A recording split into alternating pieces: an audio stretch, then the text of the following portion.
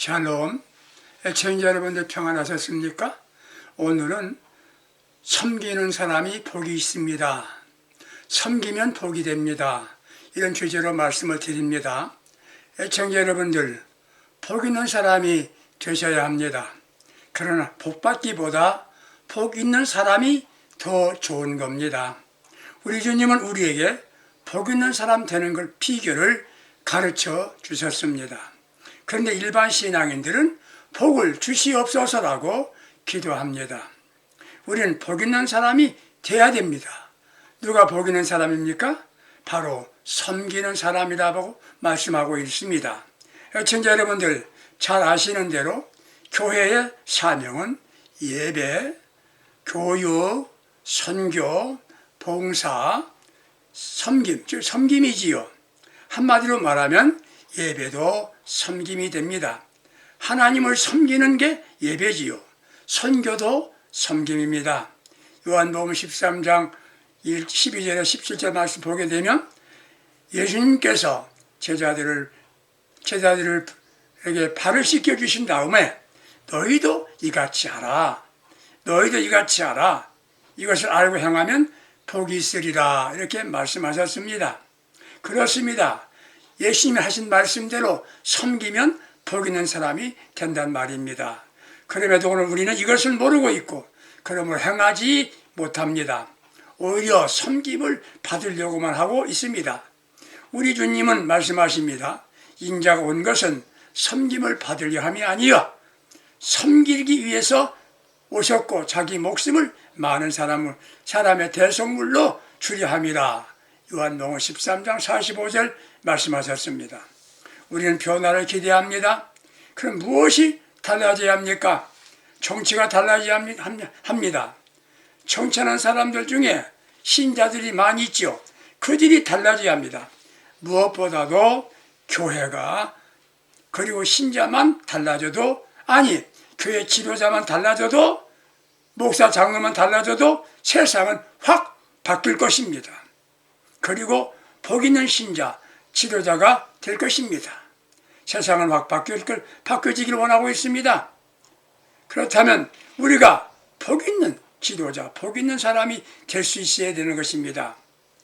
마가복음 10장 32절에서 45절 내용을 보면 세베대 아들 야고보와 요한이 예수님이 십자가 죽음을 말씀하셨는데 그들은 주님께 요구하기를 주의 영광 중에 우리 형제들이 하나는 주님의 우편에 하나는 주님의 좌편에 앉게 해주세요. 이렇게 말하고 있습니다. 예수님은 십자가 죽음이 인류 구원을 위한 거라고 말씀하고 있는데 그들은 십자가와 관계없이 자기들의 출세, 영광을 기대하고 주님께 구한 겁니다. 질문 한번 해볼까요? 요즘 교회 지도자님들 십자가 설교하십니까? 십자가 지겠다는 생각을 하셨습니까? 이런 이들은 예수님의 뜻을 따라 사는 것이 아니라 거기에 전혀 관심이 없다는 것이지요. 주님 주시는 은혜와 축복만 기다리고 있는 겁니다. 주님이 원하시는 일이 아닌 자신이 원하는 것만 생각하고 있다는 것이에요. 헌신이나 섬김이 아닌 자기만 사랑을 받고 존경받으면 된다는 생각으로 일관하고 있습니다. 자기가 성도들에게 섬김을 받고 교계나 교단에 감투 쓰겠다는 성도들이 감투 쓰겠다고 생각하면서 성도들이 드리는 헌금을 마구 사용하지 않나요? 우리 주님은 제자들의 발을 씻겨 주셨습니다. 그 다음 하신 말씀 너희도 이같이 하라. 그 말씀이었습니다. 섬기는 일 하라. 그 말씀인 것입니다. 섬김은 예수님의 정신입니다. 십자가 정신입니다. 섬기면 덕이 있습니다. 그러면서도 자신도 섬김을 받게 되는 것입니다. 섬김은 평화입니다. 모든 이들이 섬김의 정신을 갖는다면 평화가 올 수 있을 것입니다. 세계 모든 사람들이 서로 섬길 수 있다고 한다면 세계 평화가 가능하다는 것입니다. 가족들이 서로 섬기려는 마음만 가져도 가정은 평안합니다. 작은 것 때문에 가정이 무너집니다. 서로 섬김은 행복이 되는 것입니다. 섬겨보십시오. 세 번째, 섬기면 자신이 행복해집니다. 마틴 루터 킹 목사님은 이런 말을 했답니다. 우리는 누구도 위대한 사람, 크고 으뜸이 될 수 있다. 왜? 섬길 수 있기 때문이다. 섬길 수 있기 때문이다. 이렇게 말했다는 것입니다. 섬기기 위해 대학 나오지 않아도 됩니다. 섬기기 위해서 문법에 많은 말이나 논문 쓸 이유도 없습니다. 섬기기 위해서 철학 공부, 역사 공부할 필요가 필요하지 않습니다. 섬기기 위한 한 가지는 은혜와 사랑만 충만하면 됩니다라고 설교한 것이 마틴 루터 킹 목사의 설교였습니다. 애청자 여러분들, 섬기는 사람이 위대한 사람입니다. 섬김을 받기만 하면 사람은 마지막이 찬란하지 않습니다. 섬긴 사람은 그가 세상을 떠나도 이름이 남습니다. 현실에서는 섬기는 사람은 바보같이 보이지요. 그러나 주님이 기뻐하시는 유명한 인물이 되는 겁니다. 그럼 어떻게 섬기는 겁니까? 누구나 섬길 수 있는 것이에요. 첫째는 섬기는 사람은 겸손해야 합니다. 애청자 여러분들, 쉬운 것부터 시행합시다. 먼저 인사하기입니다. 겸손이 시작입니다. 지위와 신분, 나이와 관계없이 먼저 본 사람이 인사합니다. 친절하면서 그 사람은 좋은 사람이라 칭찬받게 되지요.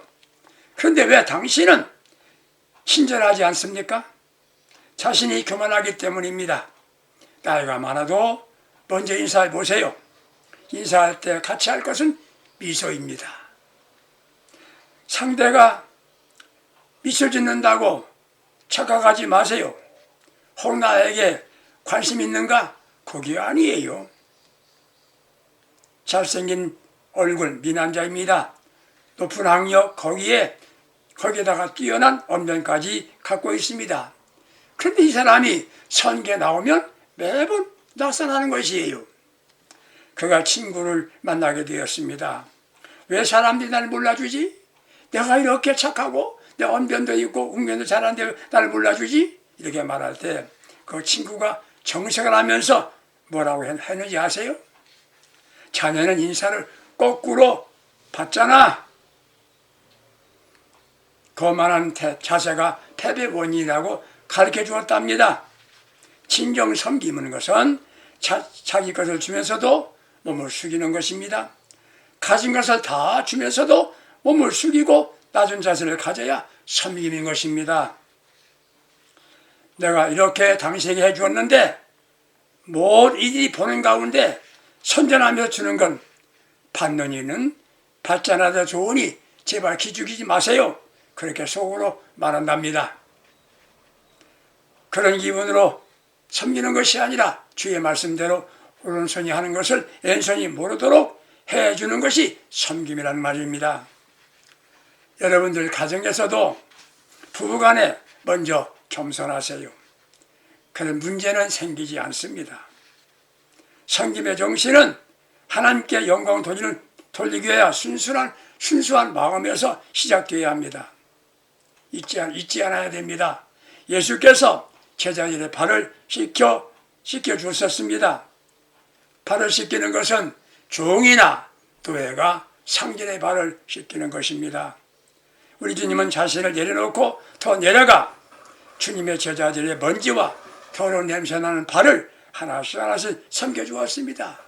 이것이 섬김의 정신이고 섬김의 방법입니다. 힘들 때 주님만 생각해 보세요. 섬길 수 있습니다. 두 번째, 자기 자신을 포기한 희생 정신을 가져야 섬김이 될 수 있는 것입니다. 세상이 무서워졌다고 말합니다. 왜 이렇게 무서워졌습니까? 왜 그럴까요? 자기 자신만 보이기 때문입니다. 그러므로 극단적 이기주의자가 되지요. 자녀가 부모를 나이 들고 병들었다고 버립니다. 보이는 건 돈과 자신뿐이기 때문입니다. 세상이 무섭죠? 여러분들 믿음이란 무엇인가요? 예수를 바라보고 그분을 내 마음속에 모신 겁니다. 그리고 예수님을 본받아 살다가 주님이 계신 천국을 가는 사람의 삶이 믿음인 것입니다. 우리 주님이 걸어가신 길이 섬김의 길이었습니다. 그 길을 걸어가는데 제자의 길입니다. 그 길을 걸어가는 것이 제자의 길입니다. 자기 자신을 포기해야 예수님이 보입니다. 우리 주님은 생명까지 포기하셨습니다. 우리는 자신만 위하는 이기심을 버리고 주님을 따라 섬김의 길을 걸어갑시다. 세 번째, 섬김은 조건 없이 사랑하려고 할 때 섬김이 되는 겁니다. 말은 주는 자가 받는 자보다 복이 있다 한 말씀을 좋아합니다. 삶에서는 받을 때가 더 좋지요. 받기만 좋아하는 이는 섬김의 삶을 살지 못합니다. 사랑하는데 남들에게 알리는 사랑이 있습니다. 다른 이들에게 인정받고 싶어서 하는 사랑이지요. 이걸 과시형 사랑이라고 말합니다. 사랑 가운데 의무형 사랑이 있습니다. 하기 싫어도 안 하면 안 되기 때문에 하는 사랑이지요. 잘못된 며느리가 시부모 생일 생길 때 진정 섬김이 될까요? 형식이지요. 진정한 사랑은 어머니가 자식을 사랑하는 것 같은 사랑이 진정한 사랑입니다. 이런 사랑을 가질 때 진정 섬김이 되는 겁니다. 여러분 잘 아시는 리차드 범브라트 목사님의 이야기입니다. 그분은 루마니아 공산화되면서 목사님도 구속되었습니다. 고문을 수없이 받고 몸은 말랐습니다. 말로 표현할 수 없을 만큼 쇠약해졌습니다. 결핵이었습니다. 더욱 심해져서 혈액환자 방으로 이감되었답니다. 약도 없죠. 식사는 형편없습니다. 이곳에서 살아남은 자는 한 사람도 없었습니다. 모두 죽어나갈 날만 기다리고 있습니다. 죽음과 절망, 탄식만 있는 곳입니다. 그런데 범브라트 목사님은 하나님의 말씀을 가르쳐주고 그들을 돌봐 주었습니다. 자신이 중환자이면서도 자신이 먹어야 할 빵을 그들에게 다른 이들에게 나눠줍니다. 그런데 며칠이 지나자 감옥에 변화가 일어났습니다. 사랑과 희망의 분위기였습니다. 그런데 어느 날 설탕 한 덩어리가 제일 중 한 사람에게 차입해 들어왔습니다. 그것을 바라보는 눈들이 빛납니다. 절대 칼로리가 부족한 그곳에서 설탕은 보약보다 귀한 것이었습니다. 설탕 주인은 포장지를 풀고 있습니다. 그것을 보는 모든 이들은 모두 숨을 죽이고 바라봅니다. 그러다가 진짜 위독한, 그런데 그가 포장지로 설탕을 다시 쌉니다. 뭐라고 하며 싸느냐? 나보다 더 위독한 사람을 위해서 이것을 아껴두겠습니다. 그러다가 진짜 위독한 환자가 생겼을 때 설탕 일부를 먹게 하였고 주인은 끝내 그 설탕을 먹지 않았답니다. 그 설탕은 오랫동안 돌고 돌았습니다. 지옥 같은 그 상황에서 나보다 더 약한 환자를 위하여 그 설탕을 사용하면서 주인은 설탕을 먹지 않고 죽어갔답니다. 이게 섬김입니다. 섬김은 희생입니다. 사랑하는 애청자 여러분들, 어떤 길을 걸어가십니까? 주님이 가신 길, 십자가의 길, 곧 섬김의 길을 걸어가보십시다. 이게 우리의 사명입니다. 예수님의 정신으로 사는 게 진짜 믿음의 길이요, 우리가 가야 할 길입니다. 섬김의 삶을 사는 사람이 예수의 제자인 겁니다. 주님과 함께 사는 신앙인입니다. 섬기는 진짜 신앙인은 마음에 원망이나 불평은 없습니다. 그런 사람의 가슴에는 예수 사랑으로 가득 채워진 겁니다. 애청자 여러분들 중에 주님의 우편 아니면 좌편 앉기를 원하십니까? 우리 주님은 주변에 힘든 사람, 의지할 데 없는 병든 사람들의 발을 씻겨주는 제자가 되기를 원하고 기대하고 계시다는 것 기억하십시다.